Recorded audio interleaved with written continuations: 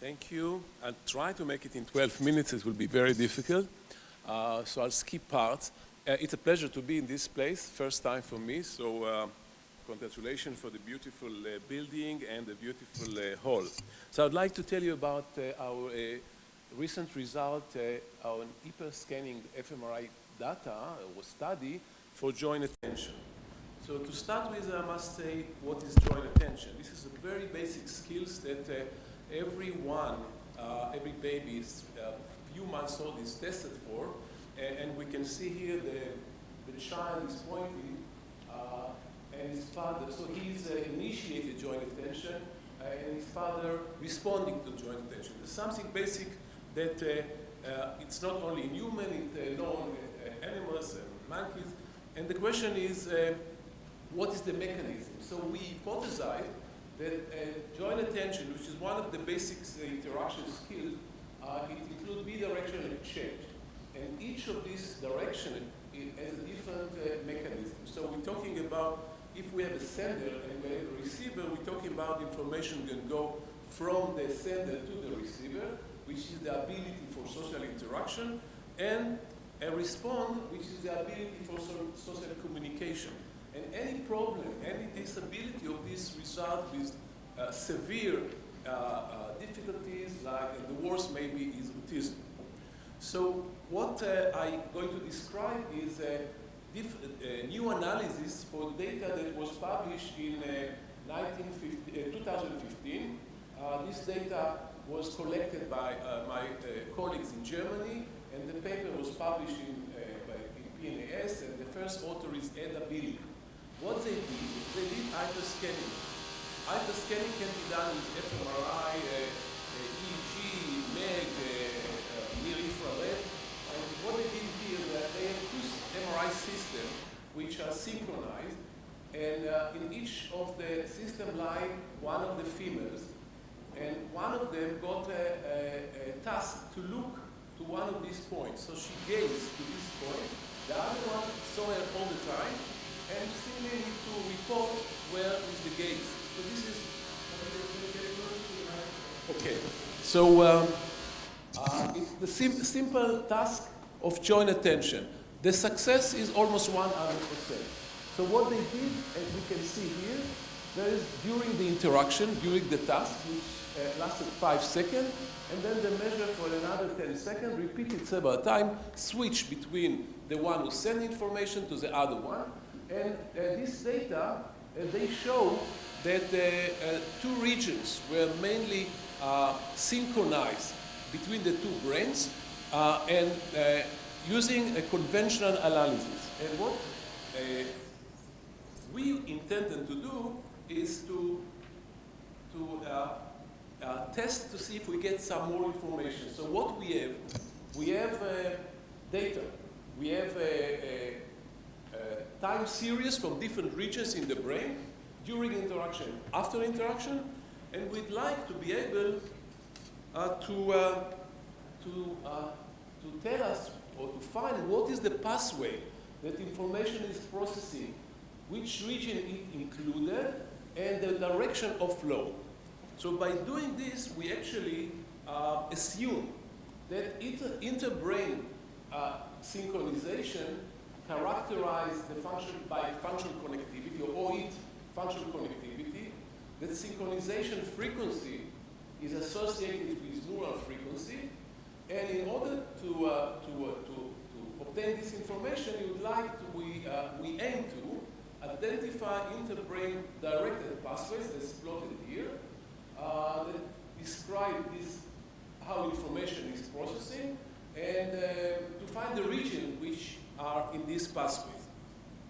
So in order to do this, the time is too short, but the conventional method to be able to ask this question are not enough, because we only can do either communication or either correlation, which can give us if the two temporal regions are somehow correlated in terms of the temporal response, but not the direction and not more than two. So we developed a new method which we named multiple directed functional connectivity. And I have no time to describe it, but it was published, the mathematics was published, application was published, and what I describe is a very recent result that published actually last week. So I'm going to skip all this assumption and only telling you that we have 27 pairs of healthy females, regular analysis, and we use a wavelet. The idea, the method require wavelet transformation, so we can separate the data to different frequencies. So what we did actually, first we average all trials together, so we get the brain that during the time it sent and 10 seconds later, and the brain that received information. Second, we would like to say what is the direction of information flow, because the analysis can tell us in a very specific and exact way, with no assumption, what is the hierarchy between 4 time series. We limit it to 4. The analysis right now is limited to 4, so we have 4 time series. We can tell what is the hierarchy, the temporal hierarchy within this 4 time series, but not the direction. So in order to find the direction, we need some assumption. So what we did, we choose the 2 regions that were found by them in the previous study to be related to the interaction between the 2 brains. These are the dorsal medial prefrontal cortex and the right temporal parietal junction. These were found by other studies as well to be a major issue of social communication. So we choose these 2 regions in one brain and the other brain and construct a network of these 4 regions and look to see what type of interaction or pathways we can find. So what I show you here is the result for this initial study. This is the pathway index. Again, I have no time to go to describe how we define it. This is the time, and there were 2 pathways that were found to be significant. One is low frequency. Low, it means we are talking about MRI frequency, so it's very low frequency. And one is high frequency, which is again very low, but higher than this one. For the low frequency, I have no time to discuss what it is. I will focus on this one, the one shown in blue. What we can see, this is the cutoff. What we can see that there was one point that shows significant interaction between these 4 regions. And this point responded, and later on it was not significant. This point corresponded to a pathway which this temporal hierarchy, dorsal medial prefrontal cortex of the sender, the TPJ of the sender, TPJ of the receiver, and dorsal medial prefrontal cortex of the receiver. This is purely mathematics, no assumption. The assumption is either information go from left to right or from right to left. For this we need to assume, and in this case the assumption is also it's quite trivial. Since this point was the first point during the interaction, it makes sense to assume that it corresponded, information goes from the sender to the receiver. If you assume this, it means that the pathway corresponds to dorsal medial prefrontal cortex sender, TPJ sender, going to TPJ receiver, and dorsal medial prefrontal cortex of the receiver, which is shown in here in blue. Once we assume this assumption, we need to stick to this assumption, and all the rest of the network that we calculated should apply this kind of directionality. So that's the next step. In order to find what type of pathways we had between the 2 brains, we choose another 5 regions that was shown by other studies, previous studies, to be involved in social interaction. There are many other regions, but these are maybe the main ones. These are the ventral medial prefrontal cortex, the posterior cingulate, the superior temporal sulcus, the fujiform, and quicunus. They're all shown in here, were shown to be involved. So what we did, we calculated many possible networks, constructing network, taking 3 out of these 5, so we have 10 combinations in one brain, and either the dorsal medial prefrontal cortex in the other brain, or the TPJ of the other brain. This is the sender, this is the receiver, and the other way. This is the receiver, this is the sender, so all together, because there are 10 combinations here, we have 10, another 10, we have 40, and we have for low frequency and high frequency, we separate the calculation, and when this region were in the right hemisphere and left hemisphere. So altogether we had 160 network that we calculate. The idea was a probabilistic approach. So we counted how many regions were found in significant pathways, were keeping the chance for all regions to be equal. So because time is so short, I need to skip to show you the result. But before this, we categorize the result to 4 different possibilities. One is the brain during the time it sent information. This is symbolized like S go to R in the S, in the sender brain. And this is known in the literature as the initiation of joint attention. This is a feed-forward process, and the feed process continue in the receiver brain. So this is the brain of the receiving during the feed-forward process. This is called the response to joint attention. But we had another 2 type of processes.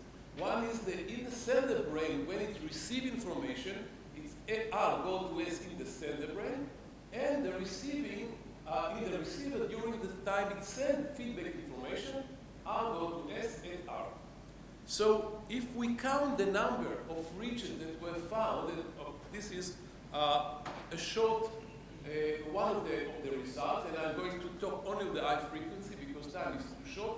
What we see here, the result, this is the regional occurrence for these 4 processes, for pathways with the TPJ in blue and pathways with the dorsal medial prefrontal cortex in red for the right hemisphere and the left hemisphere. And what we see here, we can see in the right hemisphere, we can see that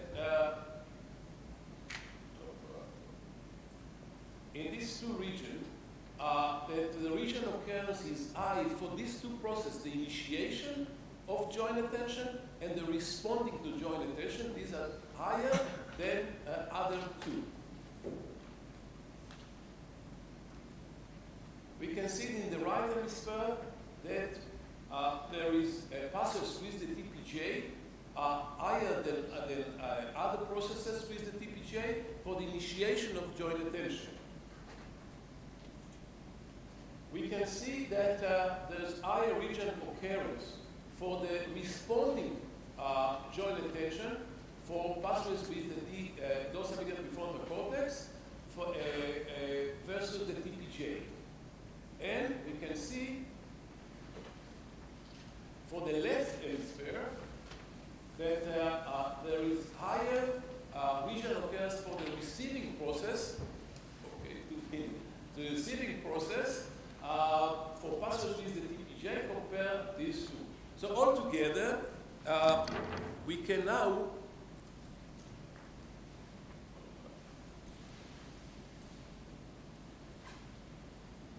also we see higher regional occurrence for sending processes.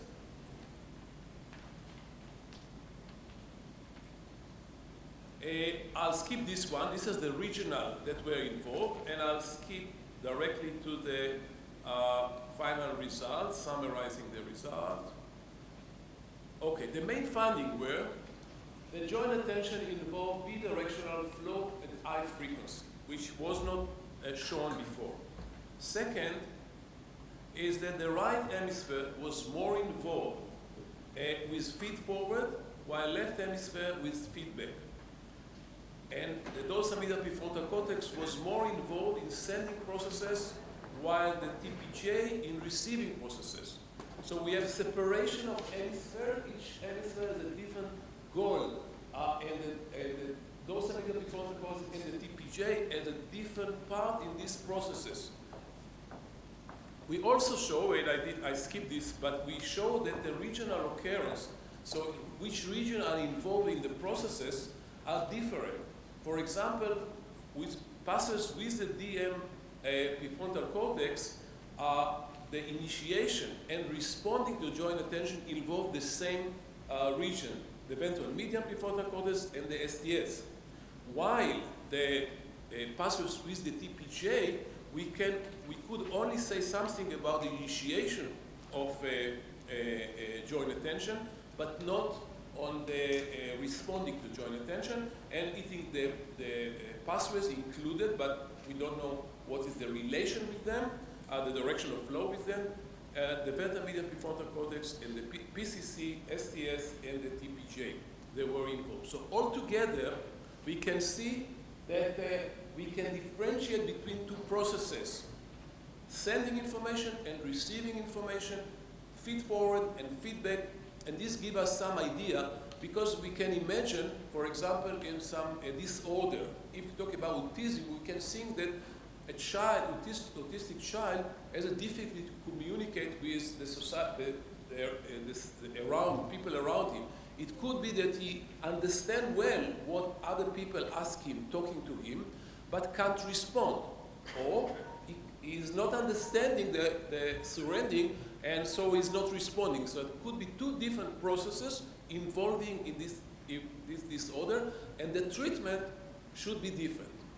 So I'd like to thank you, and thank, of course, Rotem and Tarek, my students that were part of this study, and of course the group in Mannheim, mainly Edda Bilek, Gabriela, Heike, Peter, and the head of the group there is Andreas Lindberg, and thank you for your attention.